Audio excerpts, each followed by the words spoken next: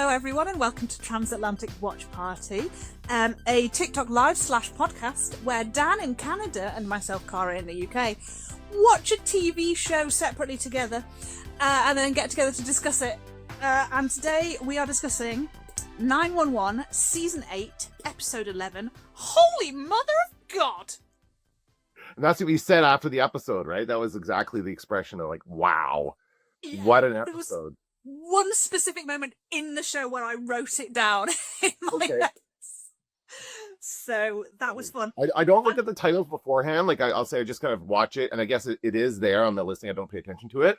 But it's very clever. I thought that was a very clever title after I saw that. After we find out what the episode is about, that it just kind of ties all together very well, right? So they're very good about that. Yes. They do name things quite well, I think they show. The episode titles are pretty on the nose, you know, usually, and they're pretty good. And they... So I would call this an episode of two plots. Yeah. So I think we should take it a plot at a time. All right. But I do have specific scenes I'd like to discuss. Oh, yeah, absolutely. So as we go through it, we'll talk about the scenes in each plot. Okay. Yes. Okay. So we'll still go, chronologically through the episode, but we will do Bobby's storyline first, and then we'll do the I wasn't in the episode Eddie Diaz, but I am the person that was talked about most in the episode Eddie Diaz bit second. Right, yeah. What a great job to have. You don't even have to turn up to work. Does he get royalties for that? Does the actor get, because his character's mentioned so much, does he get... I don't think so. That would be amazing if you got a bonus every time you were mentioned. That's how important his character is. They're talking to you even though you're not on the show. So yeah. There you go. Yeah. And I must say, I played, I did Into the Woods many, many moons ago. I've done it twice. And the first time I did it, I played the character Rapunzel. She doesn't have a lot of stage time. But the one thing she sings, her tiny little theme that she has, is the sort of undercurrent to the entire show. Now, it's got nothing to do with her. It's to do with the magic beans. But anyway, I felt like it was the way that I got to be in the show more than I was. Okay. So if I were Ryan Guzman right now, I'd be absolutely thrilled that my character was getting talked about so much. Yeah. And I didn't even have to go in. Brilliant. Yeah, good day for him. Hi Rainbow Nerd. Just somebody who's joined, who is a mutual of mine, a mutual 911 of mine. Welcome. So first of all, we're going to go with Bobby. So we're going to go straight to Anne Hutchinson. Was that her name? Yeah. And I did recognize her. She's great. She's been in so many things. And she looks great. I mean, I kind of feel like she's a little young to be Bobby's mom, to be honest. That's I feel, I don't know how old that actor is. But I don't know. I feel like, anyway, whatever. It's age. Age doesn't matter in Hollywood, right? So let's not worry about it.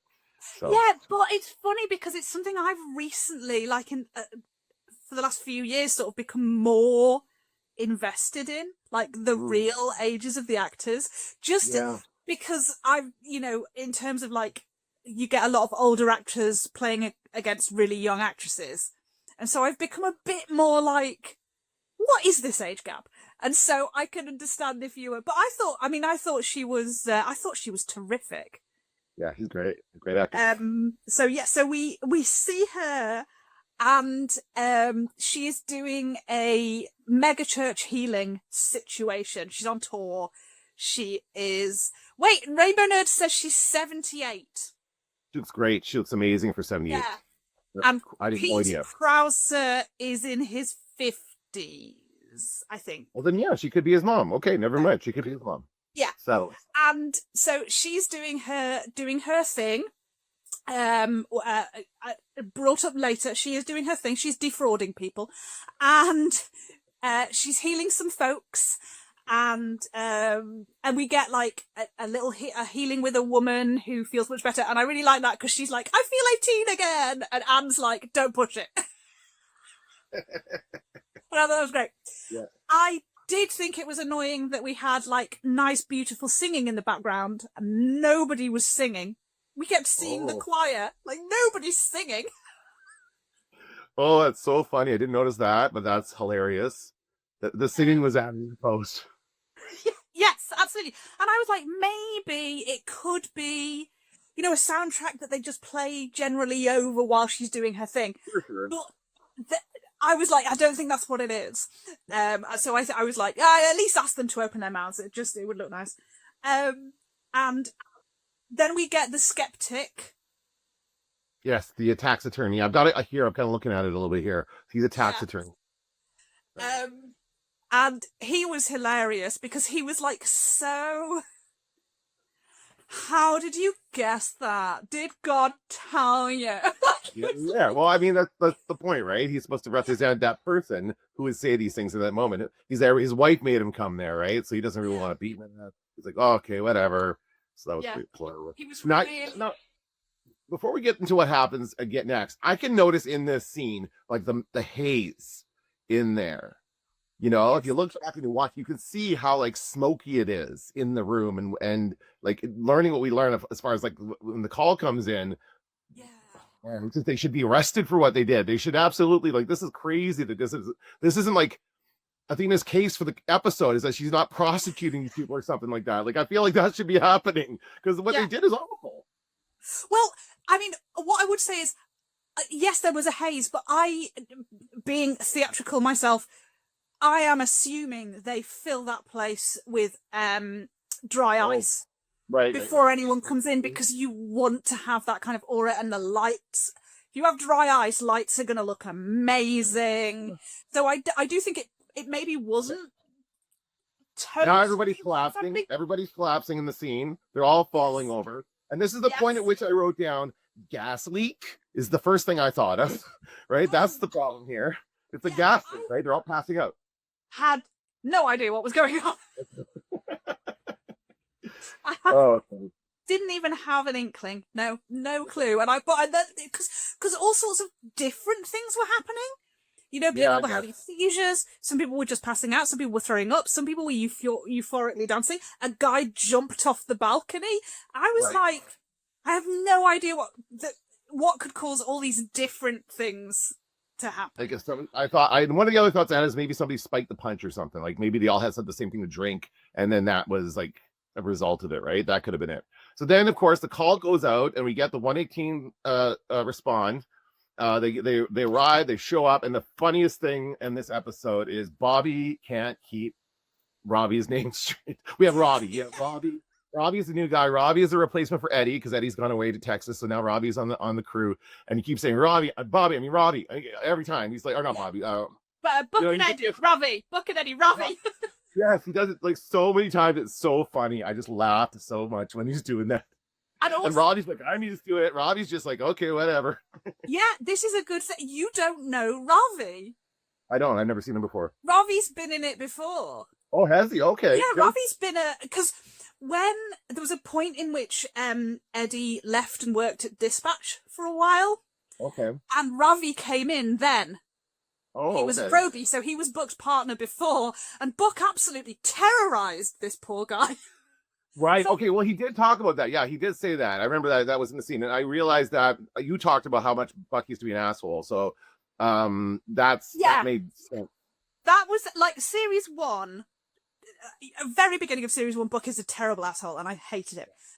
By the time Ravi joins, Buck is an asshole for a reason, and his reason is that Eddie's left. So once again, we get poor old Ravi put back into the same situation. But this time, like, Buck's trying to be friends with him, which is just, it's just terrible. But the amount of times I had on my paper, poor Ravi.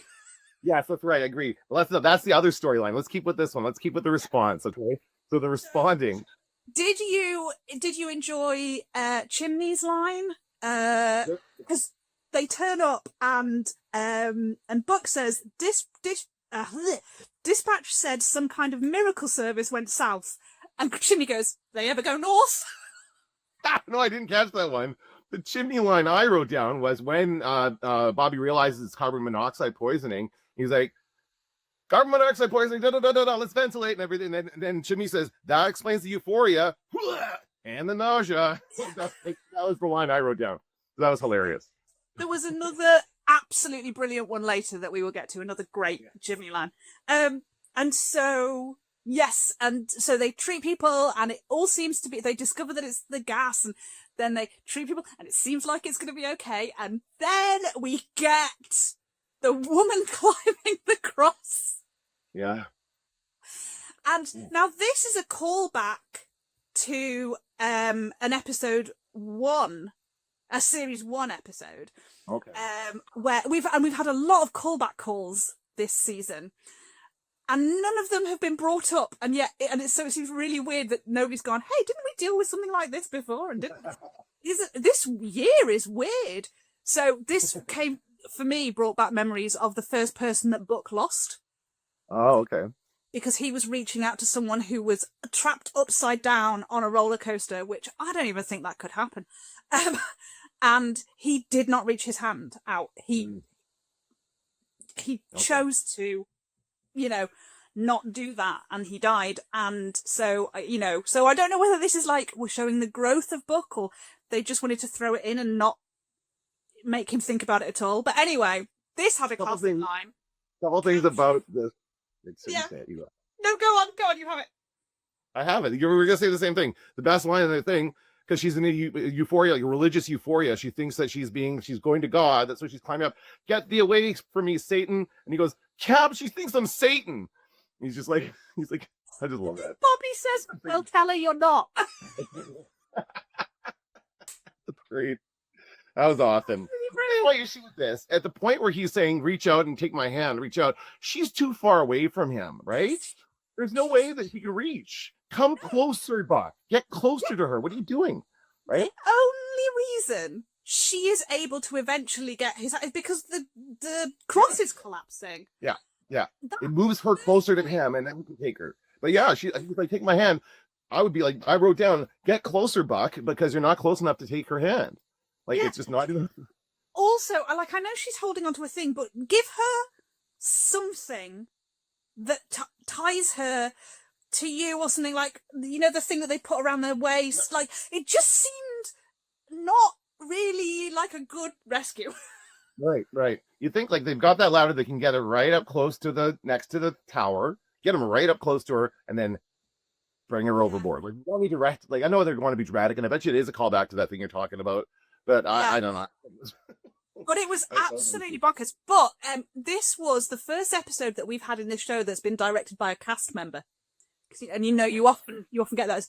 And this is a big deal because it was Aisha Himes, it was Hen, who directed this, and this was her first directing job. Oh, cool. And I think the shots she got of that crane save were fantastic. Yeah. That was a top-notch looking rescue, as many complaints as I had about it, for it not actually being very safe.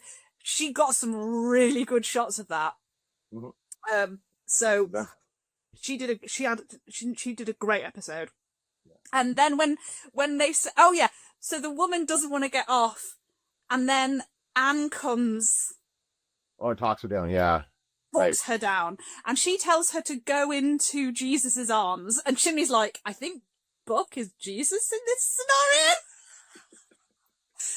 And then when he gets her, she's like, oh, thank you, sweet Lord Jesus. And I really wanted him to say, oh, you can just call me Buck. Sadly, that was not in there. No, that would have been a good line, though. That's good. But yeah, they're having a lot of fun with that whole thing, eh? Well, like really imagery. And then we learn, can we go on to the next part where we learn that this is in fact, now, is this new information that this is Bobby's mother? It's like, so this is Bobby's mother. And his brother, as it turns out, works with her. Right, so that's the other person there. So this is his family, right? And I guess he's estranged from them. I don't know the history there, but that was a shock. I'm like, holy crap! But it's like, you didn't. You went, holy mother of God. No, I didn't. I said, well, no, I said later on in the episode, I said, what the fuck? That was for something else that happens in the bit. But yeah, I said, oh, okay, this is interesting. Like, this is definitely the part of the story I was more interested in this side than in that whole the whole Eddie thing you're going to talk about later. This is a more interesting storyline to me because this is a family dynamic thing. This is like estranged people and some history here. Clearly the whole religious thing gets me going sometimes, right? Like that's an issue as well. So I just was so much more invested in this and about what was going to happen. What does happen next after Yeah, this? We find out. I was really glad that we kind of got this side of Bobby's life, because we've had a flashback episode with Bobby and his dad and the death of his father, and we've had a flashback episode with his wife and his kids and their deaths. And so to get a in action now episode about Bobby and his family situation, I really enjoyed it as a plot. I thought it was great. And the way he like dropped that bombshell. Why? I loved that she came over and she like handed the thing and, you know, back to him. And then she said, "You look good, Bobby." And Buck was like not in the shot, and he like leaned back to get in the shot. Like, what? That was great. And then, yeah, Chim's like, "Do you know her?" And he goes, "I used to. That's my mother." Oh, wow. What a thing to say. Yeah, that's crazy. All right. But it's a good bit of writing, because it immediately gets you into, like, they don't talk, and, you know, you can take so much from that line of, "I used to know her," you know. Yeah. And then to skip to the next sort of this plot line, we get to see we've got a very brief shot of the new house. Oh, yeah. Bobby and Athena are building, and it looks nice. Oh, yeah. Well, it's got to be nice, right? Yeah, it's absolutely beautiful. So yeah, and he's desperately trying not to talk about it, and Athena's like, "I didn't even know you had a mother." Oh my god, that's not good. Oh man. Yeah, and he's like, "Well, she's a fraudster. It's embarrassing." I mean, I don't blame him necessarily, right? That's true. Yeah, I get it. And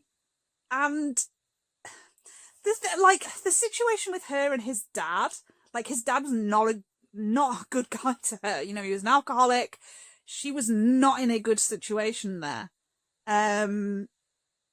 But yeah, I can absolutely understand why he's still not on board with her, especially with what she does. You know. Yeah, but when you become estranged, it becomes easy not to talk to people. Like, that's what happens, right? If you just stop and that's it, you just don't talk to them. So it's clearly been a very long time now. His brother comes to see him and says that she's invited them to dinner or lunch or something like that. Like, says come by and visit. So they decide to go. Like Athena and Bobby decide to go to her hotel room, as it turns out. It's a very nice hotel room. And to have lunch. And as it seems at her invite, right, as at the mom's invite. Yes, well, Charlie says she wants to see you. Yes, that's right. Yeah. So yeah.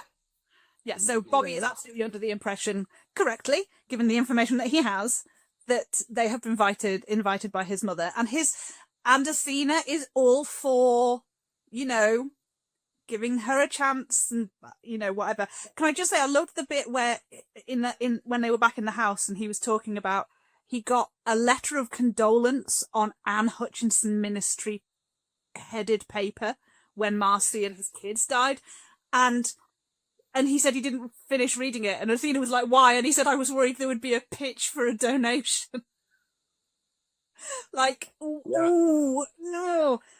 And so he's like at the hotel going, "Oh, so we don't even get to meet at the restaurant. She has to show off this nice suite that she has."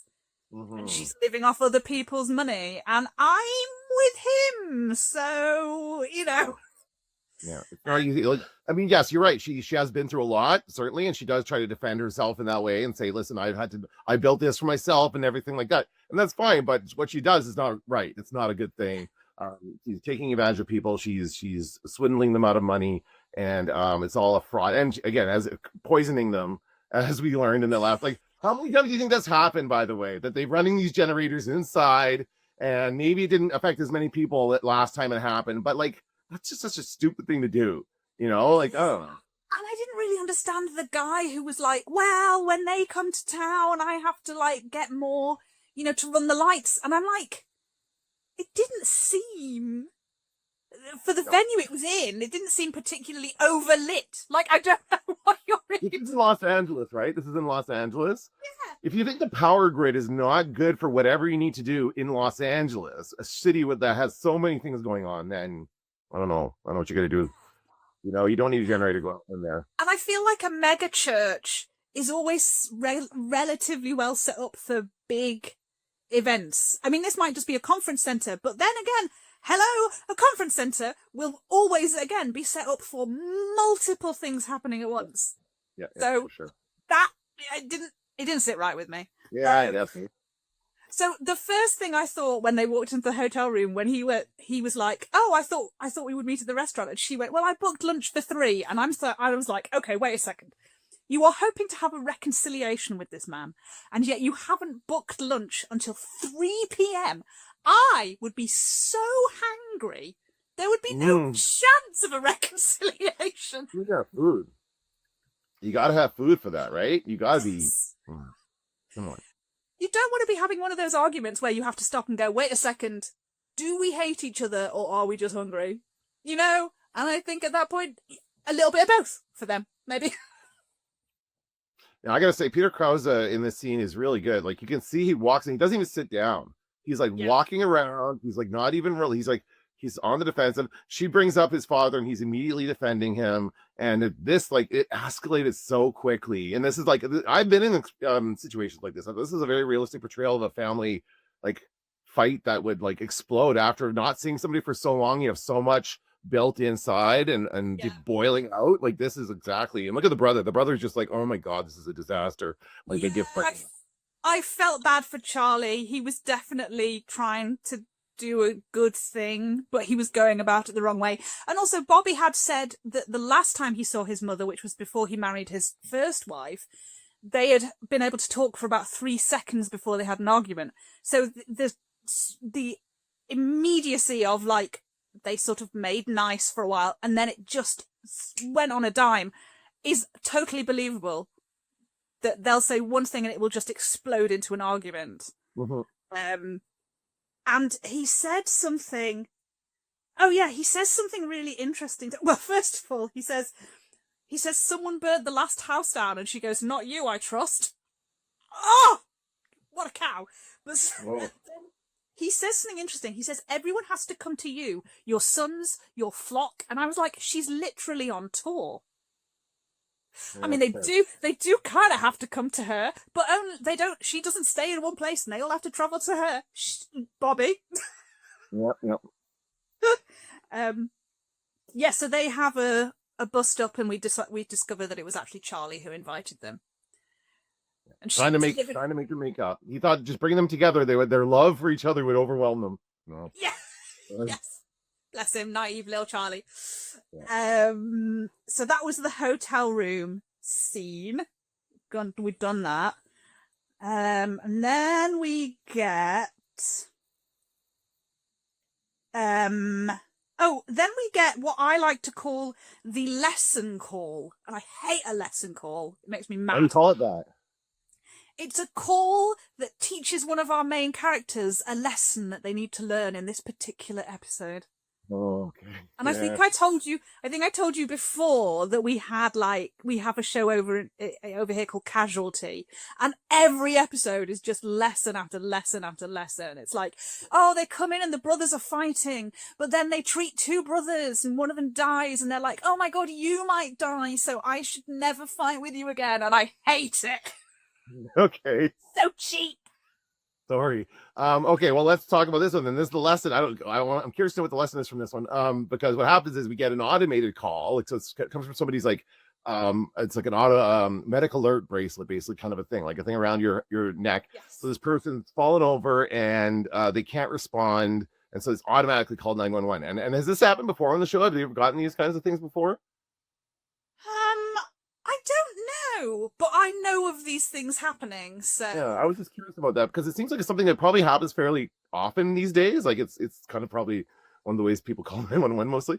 Yeah, but they're probably not interesting enough of a call, so dispatch probably sends someone else. That's right, not the 118. That's be really interesting for the 118 to show up. And so this case, it's a guy. He's out in his garden, and he's out gardening, as we assume. And he he's obviously having a heart attack. He's like this, and they're like, sir, we're here to help you. Like they have a hard time finding him at first. They can't get in. They're gonna smash the window. I love that. let's go in. No, let's not damage anybody. Let's not damage anything right now. Let's go walk around first and see if we can find them. You know. Again, throwback to season 1 book, because in the first episode we get a baby in a pipe. Somebody flushes a baby. I remember that one. Yeah, I saw that one. And he's like, oh yeah, because it came up in Hot Shots, and then he's just going to swing the axe at the pipe, and they're like, whoa, whoa, whoa! And just the instantaneousness of book going, oh, I can break something! And so what Aisha Hines did here is give me one of my favourite things, which is a continuity error. Because when they find him next to the whatever it is he's been planting, he is on the floor, and his stool is knocked over, and then you see him from the back, and he's on the stool. And then you go back, and he's off the stool again. And I was like, oh. Why can't we just hire you to take care of this for them, Cara? Can you be someone? We start campaigning, please, everybody. Hire Cara as your continuity producer. Is that what they're called? Like a person whose job it is. They're a script supervisor. They have lots of other things to do. Well, they need one person. Job. Well, they need one person to focus on this because it's too much. There's too much of it happening, right? And it's like easy fix here, easy fix. You just have to notice that the stool got knocked over during the last take. Reset it, or make sure you know what's going on. It was just like, it seemed such a weird thing that they didn't maybe have another take of that. Right. Because it was an overhead shot, and they probably, I mean, it wasn't a lot of dialogue, so they may not even have shot it more than once. And then they found themselves in the editing suite going, oh God, Cara's going to complain about this. I bet you there are some out there. You're just a nightmare for them. There is one person, one script supervisor who did come onto one of my videos. They followed me and they were like, I do. They go, oh, no one's going to notice this. And I go, Cara will. That's awesome. Okay. So, yes. Okay, so then we find out. Yes, we find out what, Dan? Well, this is when I wrote, what the fuck? Yes. Because this takes me back to like, first of all, a zombie. Are we talking zombies here? Is this a person who's animated from the dead? It brought me back to Hannibal, the TV series, because there's this episode where it involves him burying people underground. So there's that. But basically, his wife he got a heart attack because he was burying his wife in the garden, and he's poisoned her with cyanide, but not enough. I guess he didn't give her enough to kill her, just enough to make her pass out. And then she woke up and like all of a sudden bursts out of the garden, right? Yeah. And that was the point where I wrote down, Holy Mother of God. And then they call. I was not expecting that. No, I wasn't either. Absolutely not. And then they say, LAPD, get an LAPD on scene. And I'm like, well, I wonder who's going to respond to this, right? And I don't think we actually did get Athena coming to this call, but it would have been Athena. Yeah, if he hadn't died, we would have had Athena. But this had my favourite chimney line of the episode. Okay. She was like going, am I in the garden? And he went, you're under the garden. And then when she's getting, her husband dies and she's getting put into the ambulance. And she says, he's been trying to bury me alive all of our marriage. And think of what I could have achieved if I'd got out sooner. And that is when, because the conversation that Bobby had been having with his mum was that she is saying, I had to get out for me. And that is the thing that teaches him, because someone else says, oh, imagine what I could have achieved. And then he goes, oh, wow, my mum's achieved all of this fraud because she left my dad, and how brilliant for her. He's suddenly okay with it. Okay. So I get what you're saying, yeah. Yeah, so it was the lesson that he needed to learn to make up with his mummy.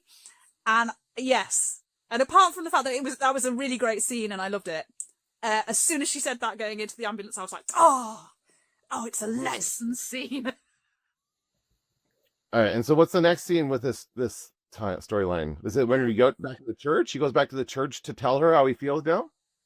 He does. Oh, can I just say, there's a point at which when the guy has a heart attack again, because the first time he's got angina or something, and they put the thing under his tongue. Hi, Auntie. Nice to see you. And then hello. And then he has his second, he collapses forward. And Chim says, I don't think this one's fake. None of them were. I was slightly confused by that line. I didn't think any of the heart attacks had been fake. It was a bit weird. But yes, yeah. So the next time we see this storyline is when Bobby goes back to the church and is just standing backstage. Like, how did he get there? I mean, I'm sure he could have turned up and said, I'm her son, but where's the evidence? Like, are they just letting anyone in? He flashes fireman's badge. Don't they have those? And they go investigate. I don't know. Maybe he's like, I'm coming to check you out. And of course, what is great is there are the same people in the audience. Oh, really? Some of the same extras. Because they probably shot it on the same day. So it's the same people in different outfits. And I'm like, you came back! After being poisoned, you came back. That's hilarious. My comment was, like, are they running generators again? Get out! Like, are they not being, like, is there no consequences for what they're doing here? What's going on? And so I just advise you to all get out. Those kind of people, they never have consequences. Sadly, we kind of know. And there is a lovely moment where the choir actually sings. He goes, the choir leader, and then they go, hallelujah. And I was like, yay, look at them, they're singing! Mm-hmm. And then she's doing this whole, I don't heal you, and like stuff. And then she goes, oh, somebody's been healed while I was talking. And I was just like, oh! Just a different version of the same thing, right? She's pretending to be genuine and still doing the same shtick. Yeah. Yep. And she is, and then she collapses, and her heart stops, and so Bobby is then luckily there to give her CPR, and then we go to these guys are always around when somebody needs CPR, right? Somebody needs medical attention, right? Like that's important. Yeah, it's good. Yeah. You should have a firefighter with you at all times. And then we get them in the hospital. Mm-hmm. And Athena is wearing a fantastic sweater. I just want to say that it's a magnificent sweater. I liked it. Yeah. And he says, whatever this thing is that she does, she's made for it. And I wrote down fraud. It's fraud. Anyway. You know, and as Ante says, she didn't think she deserved her redemption. This show has a big thing about redeeming parents, and I don't think any of them have deserved the redemption that they've been given. I guess it's more about Bobby and Bobby getting closure on this. Like, yeah. I guess, I mean, not that he was really looking for it anytime soon. Like, he wasn't really thinking about his mom. Well, still thinking his everyday life until she popped up. But now he does, like, have he at least can reconcile his relationship with her, and maybe he can have some kind of relationship now that he's okay with what she does. Like, yeah, exactly. I feel like, and the thing is, he did do a speech about, I have spent a lot of time working very hard to forgive people of their failures. But again, I'm like, what is a failure about defrauding people? Like, you know, so anyway, and I liked that there was a line where, like, he talked about how whenever he thinks about his mum, he gets this crick in his neck. And so Athena goes, oh, how's the crick in your neck? And he goes, oh, it's like cement. And she's like, oh, yeah, it is really bad. And he went, oh, it just means she's still alive. Well, and we're kind of skipping over the detail here is that she's got cancer. That was one detail that was revealed, that she got stage 4 cancer. The brother comes out, talks to her. She's okay. She's recovering. She's got stage 4 cancer, and she hasn't done anything about it. She found out last year or something like that. And she hasn't done anything about it, and that's why she fainted, or whatever happened, probably. And so now he has this conversation with her in the hospital room afterwards. Yep. And that is obviously why Charlie was trying to force this opportune moment of redemption for the two of them, for a reconciliation for the two of them, because he knows she's dying. Right. So that's why he's lying and saying she invited him and stuff, you know, so that's why he's doing it, because he knows that she's dying, and he's trying not. I liked it when Bobby said, when were you going to tell me? And he said, never. I thought that was brilliant. Because, yeah, that seems about right. And then they kept talking about, like, Athena said it and Charlie said it, you know, the fact that the 118 turned up was like a sign from God. And I was like, no, it was plot. It was just plot. It is a written show. Yeah. Yes. Okay. Is that it? You got it for that story? I feel like we got to move on because we're more than halfway through now. Yes, but I did. The only thing that when he said, when were you going to tell me? He said never. she said when Bobby came into the room, "Oh, you know about the cancer?" And he said, "Yeah, Charlie told me." And she goes, "Oh, well, that spoils your birthday surprise." I was like, that is dark. I like it. That's funny. So yeah. So there was another plot, and that plot was Eddie. Or Buck, really? Eddie, yes, Eddie is true because Eddie, the most talked about character who wasn't on the show. Yes. So let me just go to, where was the first? Oh, yes. So the first thing we saw was the scene between Ravi and the first thing we saw was that Buck had hired terrible movers, and they were just throwing his stuff around and not putting it where he wanted it, just chucking his mattress into the living room. And then he turns up at Maddie's doorstep, like with baked goods, and goes like, "Can I sleep here?" Because he's not a grown-ass man and he can't look after himself. He can't deal with the situation that he's put himself in. Then we see him and Ravi. And did you notice something interesting about what Ravi was doing? He was cleaning my glass. The windows. Yeah. And because that is a one-person job. And the last time we saw Buck and Eddie almost always did it together. They always did it together and had deep conversations across the glass, right? That's what we saw. But yeah, it's funny. And Ravi's just getting it done. Yeah. And we get so many awkward moments. And the moment where Ravi's like, "Hey, you put packing peanuts in my locker. You put ketchup packets in my boots. I've been here for 4 years. You've never realized that I'm a good guy, that I'm fun." And Buck says, "Well, it took me a while to warm up to Eddie." And he's like, "How long?" "Almost a whole shift." I love that. And so even not knowing like that Robbie had been on there before, I like that because you and I were talking about like the rest of the firehouse, right? Like and the people who are not part of this shift, this one group that we were focusing on, and Robbie's part of that. Robbie's part of the rest of the crew who are probably like, "What's going on with those guys over there?" And who always like that one group, the one ship that has always got so much drama going on. And so now he's part of it. I think that's hilarious. And he's getting mixed up with Eddie. What? Oh yeah, but one of the things that comes up in like fan fictions a lot, which is absolutely not based on the show at all, but one of the fanons that we have is that Ravi genuinely believes that Eddie and Buck are married and that they're divorced. Okay. Like, and so we're all expecting for like we're all hoping that one day Ravi goes, "Wait, you were never married?" Yeah, so just poor Ravi with this awful golden retriever man going, "Please like me, because Maddie's like, I'm going to say something difficult for you. You're going to have to get new friends." Like, but then he just goes so hard into it, right? Like, "Okay, come on, let's go for drinks. Let's go." And so they go for drinks. Like that's the next time. He's like, and Robbie, I guess, is just going along with it. I don't know. He kind of like, yeah. What is he doing? He's overcorrecting. Yeah, you're right. Oh yeah, you're right. He did do that. Does do that, right? Yes. Yeah. All of a sudden, oh yes, right. I need a new friend. This person is the immediate replacement for Eddie, so you can be my replacement for Eddie too. So they go for things when they're drinking, and he's like telling, "Keep going on the shots, and let's playing quarters." Right? They're playing quarters on the table, and Robbie says, "Who plays quarters anymore?" And he's right.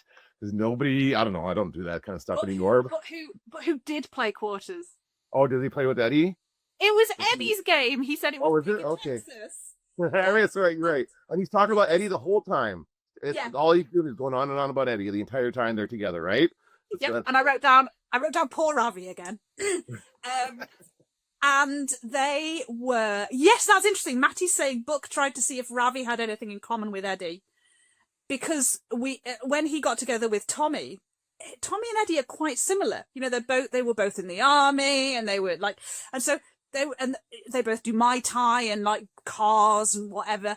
So they were kind of similar. And it's like, Buck was like, "Oh, do you? I'm looking for someone who's the opposite." Or like, Ravi has stuff in common with me, which is quite nice. I also hate basketball. And he tells him this story that I was so confused by, of the boot on the tire, because I did not know what a boot was, because over here we just call that a clamp. Yeah, I think we call it that too. I mean, boot is kind of a slang term. They don't generally use those in Canada, actually. Never had that happen to me, and I've never seen them in use in my city. I have never even come across that, you know, as an Americanism that I have never heard that. And so I spent the entire conversation just picturing like a Doc Martin or something, like that someone had put. But isn't a boot the trunk of your car for you guys? Isn't that what you call a trunk? Yes, but somebody put him saying that they had a boot on their tire. I didn't sort of make that association. I thought, you know, it was like that sort of thing where people make up stories about human trafficking and they go, oh, if you have like a rose on your car, that's a sign someone's going to kidnap you. Like, don't pick it up. Oh. So I was like, oh, is this boot this source? Is that what they were worried about? No, it was clamped. Eddie illegally removed it. And Ravi was like, isn't that illegal? And he's like, no, Eddie wouldn't do something illegal. He's got a silver star. And then Ravi's like, wasn't he in an underground fight? Which, yes, he was. Eddie has done. Oh, is he? Oh, wow. That's that all sounded like past plots of episodes to me. So I'm sure that's. Yes, he killed a man in that underground fight club. He's been put in prison. He got jailed because he punched a guy. So yes, every now and again, Eddie does something illegal, and Buck is so blinkered. He thinks Eddie's so wonderful, he just can't see it. And so poor Ravi is looking for any get out clause for this, you know, for this night. And again, Matty bringing up the thing that we're discussing. Did they also imply that Buck and Eddie went to the basketball game Tommy got tickets for? And I think that's the case. Because they were going to a basketball game, which I don't think Buck would have gone to otherwise. And do you remember that was his anniversary, his 6-month anniversary present from Tommy? And Tommy said, you don't even have to take me. You can take Eddie. And he was like, seriously? And he was like, and die? So yeah, it seems like Eddie and Buck did in fact go to that Lakers game. Ravi is looking for a get out, understandably, and he spots Tommy across the bar. And he's like, oh, I'm gonna fuck this guy up so much. And I don't blame him at all. Buck deserved it. Yeah, oops, knocking my tripod. Yes, you're right. He deserves it. And then we have a very stilted conversation. Like, and Buck says the great thing about like, oh, my sister, she got abducted. She's home now. She's pregnant. Those things aren't connected. And Tommy's just like, what? What's happening? And he says, you know, oh, and then he says, oh, I drove past your place.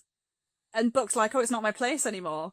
But no, before that, he says, oh, we're just trying to get used to, you know, Eddie being gone. And he's like, Diaz left. And immediately he's like, hey, you know, I've been thinking about calling you. Up until that point, it didn't look like there was going to be any of that sort of stuff happening. And then Eddie's gone. I wrote down awkward because I thought the whole conversation was going to be very awkward. I did not expect it to go where it went. And I thought that they were going to have like some kind of like awkward conversation and he was going to leave and that was going to be it. I didn't expect it to go there. So, yeah. As soon as he reacted to Eddie leaving in the way that he did, I thought, oh, I think we're going to get that they make a night of this. Yeah. And they do. And halfway through it, Tommy's like, wait a second, is this Eddie's place? Yeah.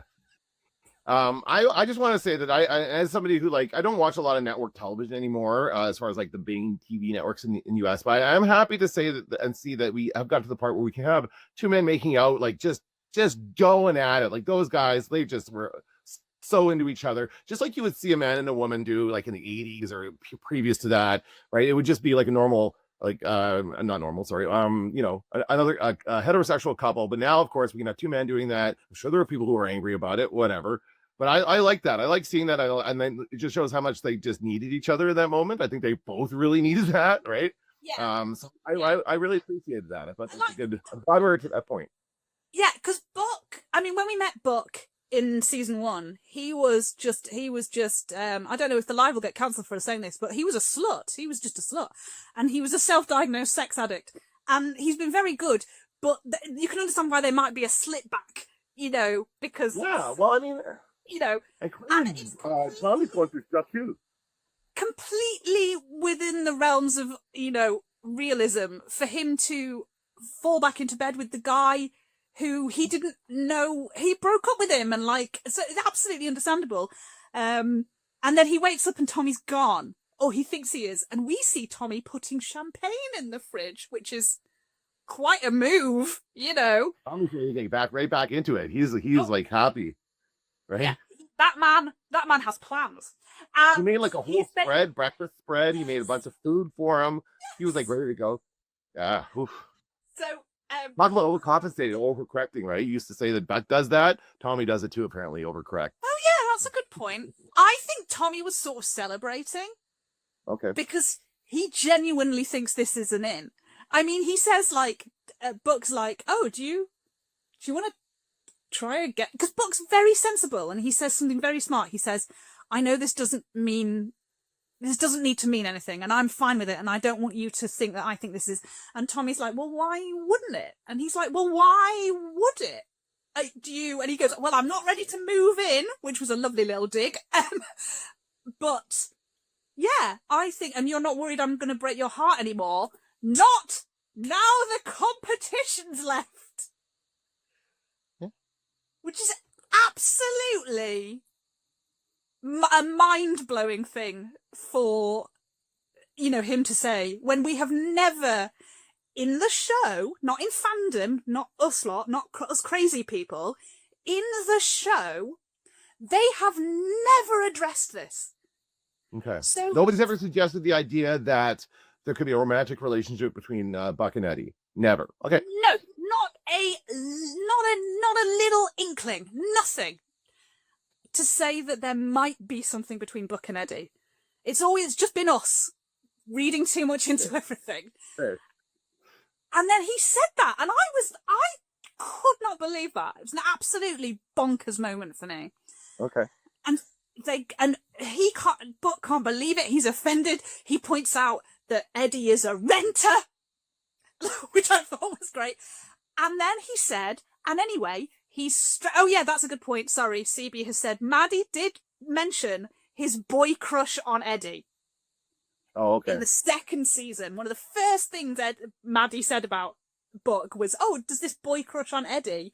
It's never been mentioned again. Like, you know, and we've had little misunderstandings where, like, people online have said, oh, they're such a cute couple, or somebody once said to Buck, oh, you guys have a really cute son. But they've never fully outright said that there might be something between them. And Buck said, and he's straight, and I wrote down, the scoff heard around the world. To be fair, though, has anybody asked Eddie? To be fair, though, has anybody asked Eddie how he feels about this? Like, Eddie's got other stuff going on, right? And so I don't think it's very, like, and I'll say this about all you guys who are, like, shipping these two. I don't know anything about Eddie, and I mean, as far as his sexuality goes, but, you know, if he's straight, he's straight. And he's not gonna turn gay just to be with Buck, right? So Absolutely. But the simple fact is we are dealing with Buck, who did not realize his bisexuality until Tommy kissed him, and Tommy, who was closeted and repressed and engaged to a woman into his mid-30s. So I don't think it's outside of the realm of possibility. Also, the amount of times it was said that Eddie was straight in this episode, and the fact that Eddie himself said to that priest last season, oh, sorry, I'm straight. Bobby's never said he's straight. Chimney's never said he's straight. Like, if it's just, there's a possibility that the writing is suggesting that if you have to say that too much, they doth protest too much. Okay. Can I tell you my theory about this, or do you have something else to say about? Go ahead. Okay, well, and then okay, so by the way, none of this occurred to me as I'm watching it, as you said in your video.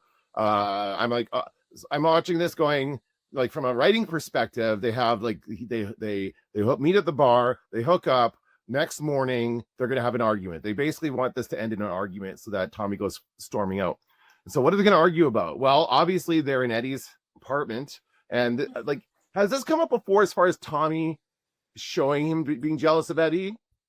Like, has Tommy ever shown jealousy towards Eddie as far as that kind of stuff goes? No, but, like, again, when Tommy was first introduced, he latched onto Eddie. He was friends with Eddie. He flew Eddie in a helicopter to Las Vegas to watch a fight. He never did any of that stuff for Buck. Oh, okay. And Interesting. Okay, well, yeah, maybe he's in love with Eddie then. yeah, So like, okay, so anyway, maybe he is. but what I think is that I think in the writers' room they're just saying, okay, what's a good thing to fight about, and I think this is perfectly valid motivation for Tommy, and I assume, I shouldn't assume, but I will assume that this is a common problem in same-sex couples when you have two people of the same gender who are attracted to that same gender, and they've got their best friend who's also the same gender. The partner is going to get jealous, naturally jealous of the person, just because they're spending so much time with them and they have such a connection to the person, right? That happens all the time. Yes, and it does happen all the time, and it happens in heterosexual relationships too, all the time. If you have a boy and a girl who are best friends, and then one of them gets, the partner is often like, "Oh, are you really only best friends?" So it happens everywhere. So yeah, it's absolutely, and also like every time, I think there was only sort of one scene that we saw Buck and Tommy together where Eddie wasn't either mentioned or in the scene with them. So he was always sort of haunting the relationship anyway. So I absolutely understand why Tommy sees him as competition.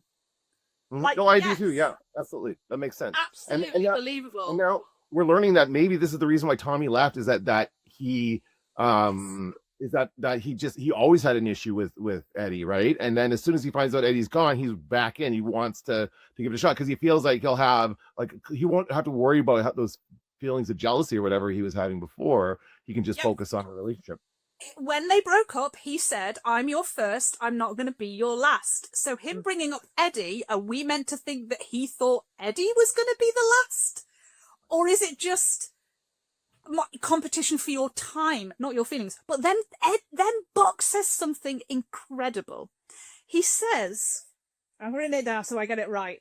I've written it down. I don't have to want to sleep with everyone I have feelings for, and I don't have to have feelings for everyone I sleep with. Now, that last bit, that's about Tommy. That's just about hurting Tommy, and it's mean. You're a bitch. But that first bit, Tommy has just said, I think Eddie's the competition. He scoffed at the idea that Eddie isn't gay. And Buck says, I don't have to want to sleep with everyone I have feelings for. Oh, so you do have feelings? Like, it was such a weird line. And when Buck and Tommy got together, Buck said, getting your attention has been really hard. And Tommy said, my attention? And Buck said, yeah, I guess so. And it just felt like a replaying of that moment. Buck wasn't even sure that he was looking for Tommy's attention. Like, it was just so weird. So that was that scene, and Tommy left, as Tommy is wont to do. He walks out on Buck a lot. And then we get the conversation with Maddie, including, can I just say, some almost spot on continuity with that towel folding. They just got one of the towels wrong, but so close, so good.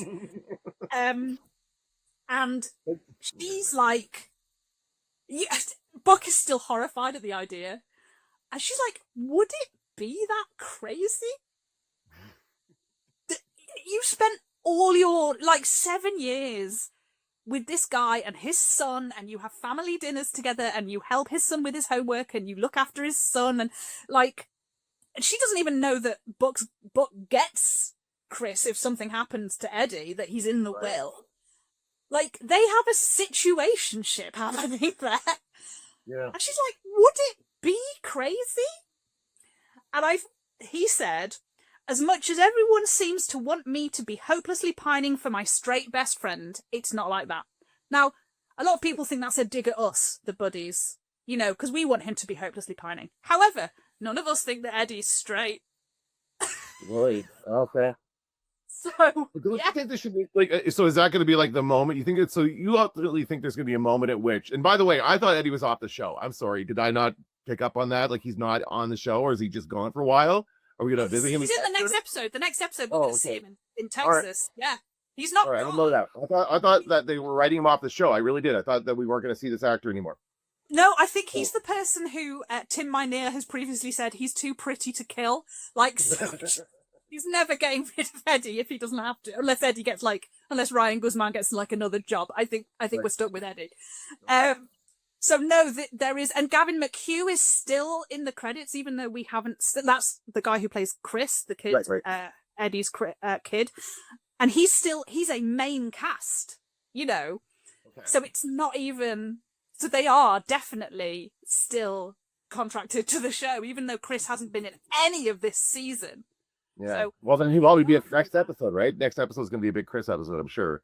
They're going to Texas. Yes. Right. We're going to see them in Texas. And then he says, and then Book says, I should call him, huh? And Maddie assumes he's talking about Eddie. And he's not, he's talking about Tommy. Yeah. But does that mean that he hasn't spoken to Eddie since Eddie left? Like, that seems insane. Like, it's been weeks. Jennifer Lawrence's hair has grown. Jennifer Lawrence. It's almost half healed. Yeah. Jennifer Love Hewitt. It's going to be completely okay by the next episode. Yeah, she's still got the scar. Well, we're gonna have to start taking bets on how soon we think it'll disappear. Yeah. And the other thing is that Maddie makes an assumption about Buck and Eddie, in the same way that, again, when Maddie first arrived, she moved into her own. She was living with Buck for a bit. She moved into her own apartment, and it was the first time that she met Chimney and Eddie because they helped her move. And she was like, he's cute. And Buck says, oh yeah, he gets that all the time, but you should meet his kid. But she was talking, she's like, Chimney has a kid? And he's like, oh, because he just assumed she was talking about Eddie. Because he thinks that he's cute. Because he thinks Eddie's cute. Well, we'll see. I don't know. I totally don't get it. I'm not a shipper person. Like, I never get invested in the romantic relationships of shows. I just kind of like, okay. But I felt like it was a good. I like the character growth for Buck. I would like to see him, come to terms with why he's missing Eddie so much. And maybe you're right. Maybe it's because he wants a romantic relationship. So do you think ultimately he has to move out to Texas to be with him? Is that where he's going to end up? There's a lot of people who are like, I agree with them. Buck has always been the chaser. He's always clung on to people. He's always overcorrected and asked them to move in too early and all that sort of stuff. So Eddie needs to come to him. Okay. Someone needs to choose Buck. So we would really love it if Eddie was the one to do that. If he was the one to say, you are enough and I love you and I've come back for you. That would be an absolutely amazing, amazing moment. But, like, up until this season, massive buddy shipper, never thought it would happen. Absolutely perfectly happy with it never to happen. But this episode has just absolutely blown my mind. And as Ante says, Eddie needs to choose something for himself. That priest talked about him denying himself joy. Right. So the two of them doing that, if Eddie came to him, that would sort of tick off two of their biggest wounds inside themselves. It would be really nice. Cool. Yeah. So, okay, but it's making to talk to you because I cannot watch it as a general audience member. I can't pretend I don't know stuff. Okay. So it's really great to hear you go, guys, calm down. Well, I mean, it is. I just thought it was a perfectly natural reaction on Tommy's part. The whole thing felt very, very well, like very realistic. And very like, this is exactly the kind of fight they would be having in this moment. Okay, so by the end of the episode, sorry, go ahead. It was a good script. It was a good tight script this week. Yes, so the end of the episode was very interesting. Tell us what happened at the end there, Dan. I just wrote down crossover time because I knew like what the ship was. I've never seen the other show, the Dr. Odyssey, I think it's called, right? Is the other one? Yes. With Casey. But that's basically what that means, is that they have this ship pull up and they have something's gonna happen on it, I guess. Yes, and poor Athena was already, before she even went on her honeymoon cruise, she was terrified of cruises, and then she went on a cruise and it was an absolute catastrophe, could not have gone worse, and now she gets, I think what happens in Dr. Odyssey is she gets on the ship to hold like the perp, the guy, until someone else comes to pick him up, like the FBI or something. Okay. And then the ship sets sail, and she's like, I don't want to be on this ship. And then I watched like the first 4 or 5 episodes of Dr. Odyssey, and then I kind of gave up with it. So I have no idea what happened to her, but I hope that she had like a generally nice time. But I will be getting to see Pacey again. I like Pacey. I like that actor. I watched a little bit of Dawson's Creek. I might start watching Dawson's Creek again because I used to love that show. But I'm excited to kind of see that. I will watch this episode. I'm going to watch the one that Athena. He did another very successful show, didn't he? Fringe. Fringe was excellent. Yes. Fringe. Yes. I would rather watch that one because he was actually the reason I stopped watching Dawson's Creek, and it was in the first episode. I think he was like standing on a dock, and he screamed like, "I'm 16 years old," and I went, "You're 21 if you're a day," and I turned it off. You're right. You're absolutely right. Yeah, and they all talk like 21-year-olds in that movie. Those are the most like well-spoken teenagers I've ever seen. So eloquent, so cultured and eloquent, absolutely unbelievable. So yes, so maybe I'll watch Fringe instead. There we go. But anyway, is that it for the episode? Did we cover everything? That is. It was. So. Yeah. So yes. Well done to Aisha. Cracking direction. Good script. Great. It was again. I think 8B has been really strong so far. Yeah. Yeah, the second half of this season, since we've come back after the break, I think it's been good. No killer bees, but it's pretty good. I'm still reminded of the bee episode. Every time I go on to Disney Plus to watch it, that's the first thing on the season, right? So it's like Buzzkill. I'm like, oh, I kind of want to watch that one again. It's such a fun episode. Yeah. Well, nobody's stopping you, Dan. Go back, do a rewatch. Right. Yeah. Well, again, I'm still glad that you are enjoying the show. I'm so pleased about that. And next week we will talk about episode 12, and I can't even remember what it's called. I didn't watch. And you don't even want to know, so that suits us just fine. That's good. So, what else have you been watching this week?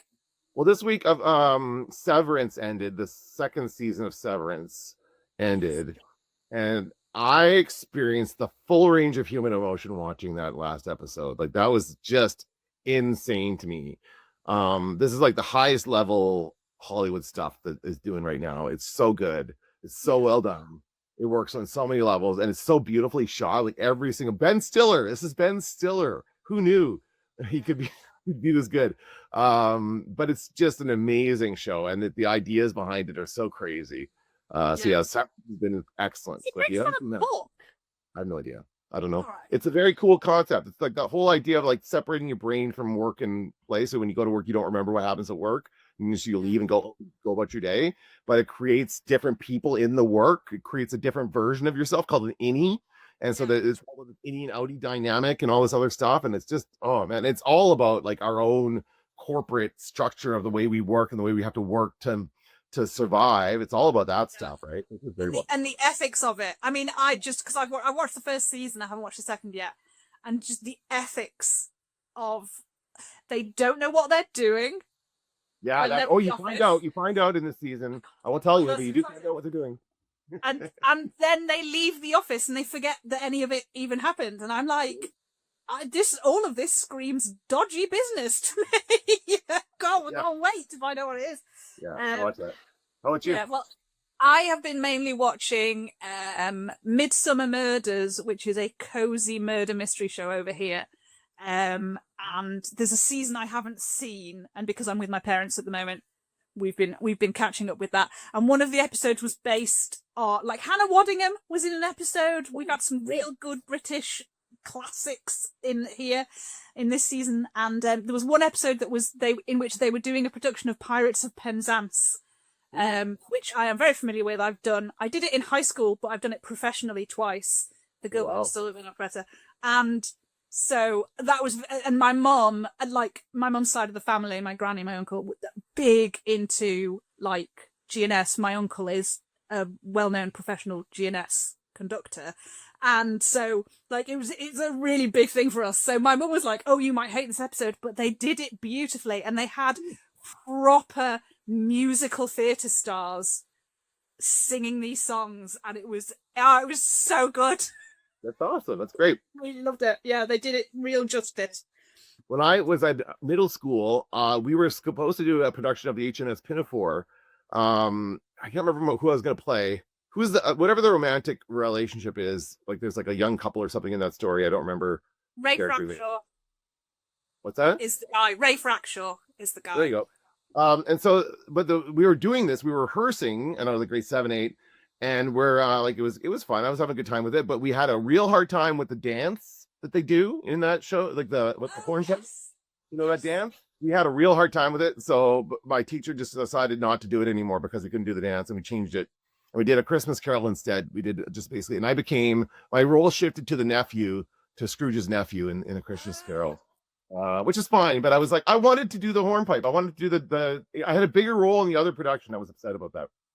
That's amazing. One of my I do theatre mistakes, which every now and again, and one of the theatre mistakes video I did that got quite a lot of traction was the professional production of the Gondoliers. I did Gilbert and Sullivan, and that's got a dance in it, Dance the Kachuka, and one of the guys went wrong, and we filmed it over 2 nights, and then the video they sold has like a cutting error because they wanted to take out him going wrong, and there's another character coming in, and so he comes in and sits down at the back while we're all dancing.